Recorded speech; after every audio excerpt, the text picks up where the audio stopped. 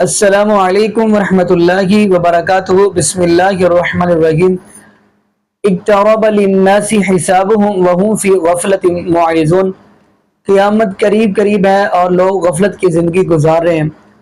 تو ناظرین، آج ہم جس حوالے سے گفتگو کرنے جا رہے ہیں یہ موضوع ہے کہ قرب قیامت علم کو اٹھا لیا جائے گا کیسے۔ جیسا کہ ناظرین آپ نے یہ بھی اب دیکھا ہوگا، چند دن قبل دیوبند کے جید علماء یعنی مفتی جوید حسین شاہ صاحب آفی رحمۃ اللہ علیہ اور مسلک اہل حدیث کے مبشر احمد ربانی رحمۃ اللہ علیہ، تو انہی دنوں کے اندر یہ عالم دین جو ہے اس فانی دنیا چھوڑ کر رب العالمین کے پاس چلے گئے ہیں۔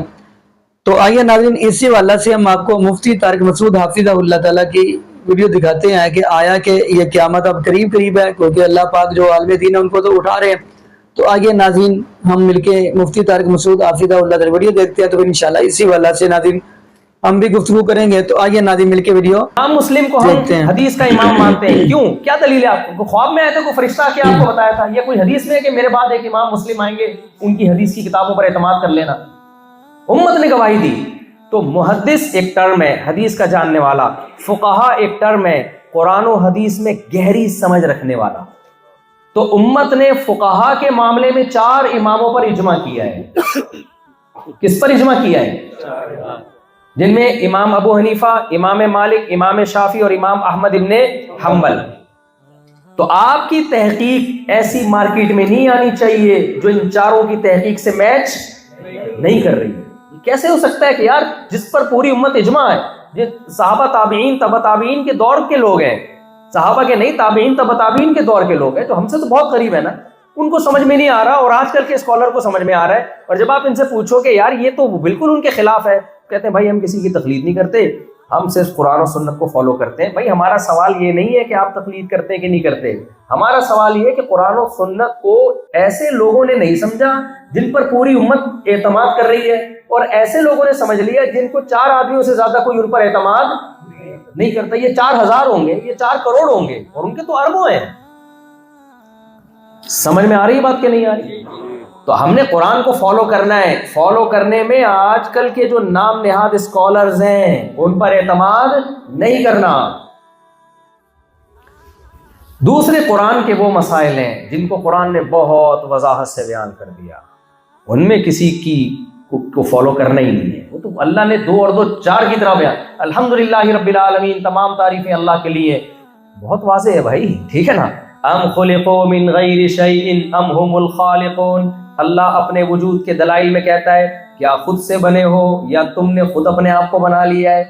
اس میں یہ نہیں کہ امام حنیفہ کیا کہہ رہے ہیں، امام شافعی کیا کہہ رہے ہیں، امام بخاری کیا کہہ رہے ہیں۔ بھائی یہ تو کامن سینس کی بات ہے، نہ خود بن سکتے ہیں، آٹومیٹیکلی چیزیں ٹوٹتی ہیں، خود بخود جڑتی نہیں ہیں۔ پورا انسان جڑ گیا ماں کے پیٹ میں، یار روٹی کھا رہی ہے اس سے بھی آنکھ بن رہی ہے، پراٹھا کھا رہی ہے اس سے بھی آنکھ بن رہی ہے، نہاری کھا رہی ہے اس سے بھی آنکھ بن رہی ہے بچے کی، جو مرضی کھا رہی ہے۔ ایسی ایڈجسٹمنٹ اللہ نے اس سسٹم میں کر دی ہے، ادھر ماں کے پیٹ میں گیا اور ادھر بننا شروع ہوا۔ اور کمال کی بات ہے، پہلے دن بچہ پیدا ہوا، پیدا ہوتے ہی ماں کی چھاتیوں میں دودھ آ گیا۔ یہ دھماکے کا نتیجہ بولو، خربوں سال میں بھی ایسا اتفاق نہیں ہو سکتا کہ جناب پہلے روٹی کھا رہی تھی تو بچے کے ہاتھ پاؤں بن رہے تھے، اب روٹی کھا رہی ہے، دودھ بالکل ایک ڈیفرنٹ چیز بننا شروع ہو گئی اس سے۔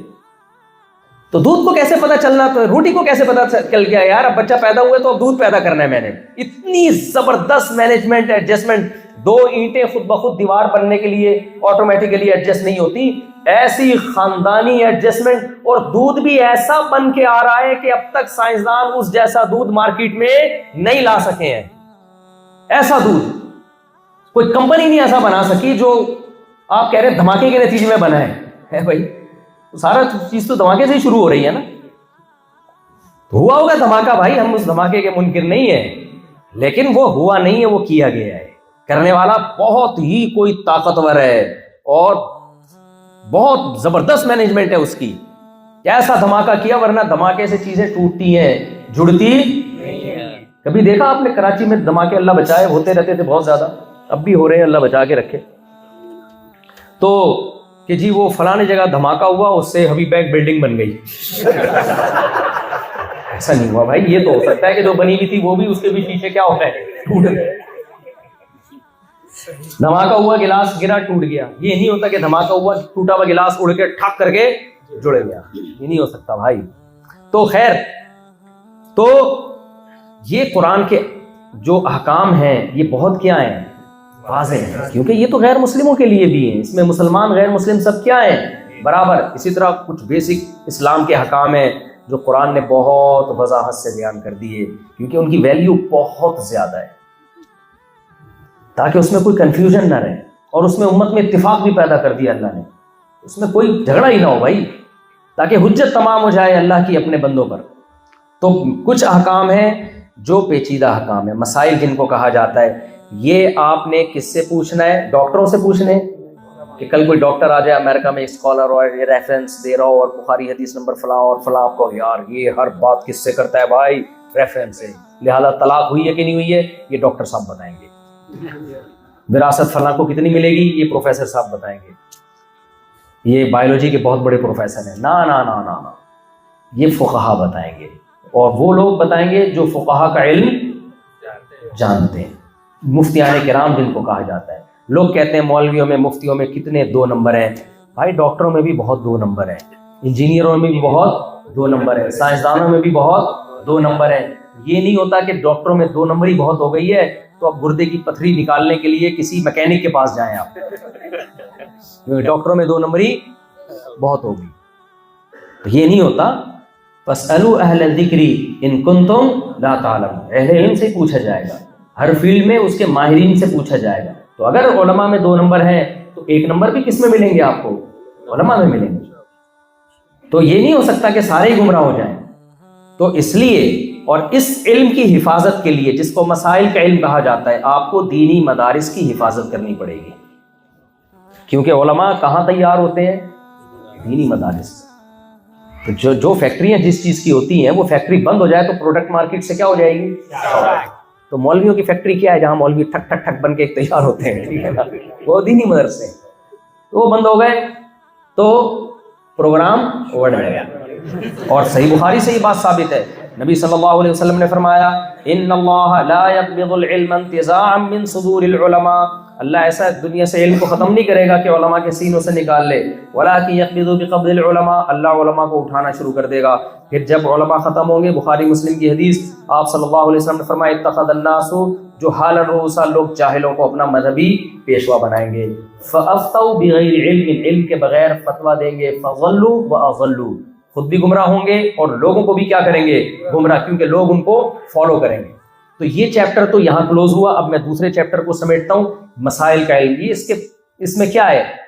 یہ فقہا سے. ہاں آپ کہہ سکتے ہو اختلاف ہے, تو بھائی اختلاف کو حل کرنے کا آسان راستہ کیا ہے کہ جب چاروں امام برحق ہیں تو ایک کو فالو کرو اور دوسرے کو بھی برحق سمجھو, کیونکہ ان کے اجتہادی مسائل ہیں, وہ کسی پر طنز نہ کرو, جو ہمیشہ سے ہوتا آ رہا ہے.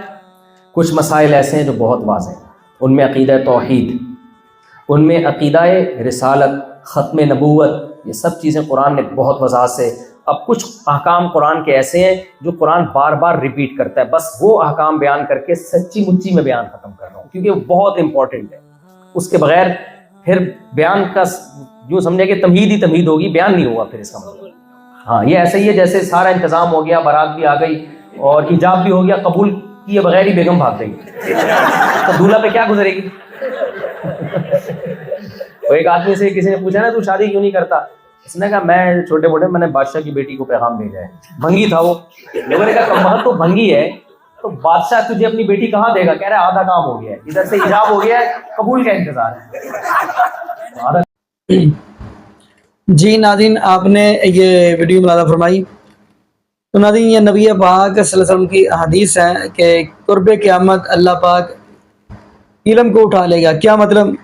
کہ جتنے بھی عالم دین ہیں, قرآن و حدیث کے مطابق لوگوں کو پیغام سنانے والے, قرآن و حدیث کے مطابق فیصلے کرنے والے, قرآن و حدیث لوگوں تک پہنچانے والے, اور اپنے فتاوی جو ہیں وہ قرآن و حدیث کے مطابق دینے والے.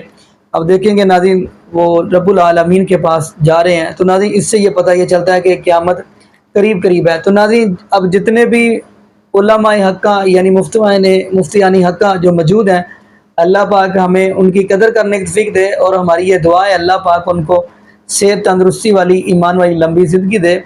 تو ناظرین قیامت قریب قریب ہے، کیونکہ قرآن پاک نے یہ پہلے ہی بات کیا دیا اقترب للناس حسابهم وهم فی غفلۃ معرضون، کہ قیامت قریب قریب ہے اور لوگ غفلت کی زندگی گزار رہے ہیں۔ تو ناظرین دعا کریں اللہ پاک ہمیں نبی پاک صلی اللہ علیہ وسلم کی شریعت کے مطابق زندگی گزارنے کی توفیق دے، اور یہ بھی دعا کریں اللہ پاک ہمیں 5 وقت کا پکا اور سچا نمازی بنا دے، اور اللہ پاک جتنے بھی بے لا جوڑے ہیں اللہ پاک سب کو نیک نورینہ صحت تندرستی والی ایمان والی لمبی زندگی والی اولاد عطا فرما دے۔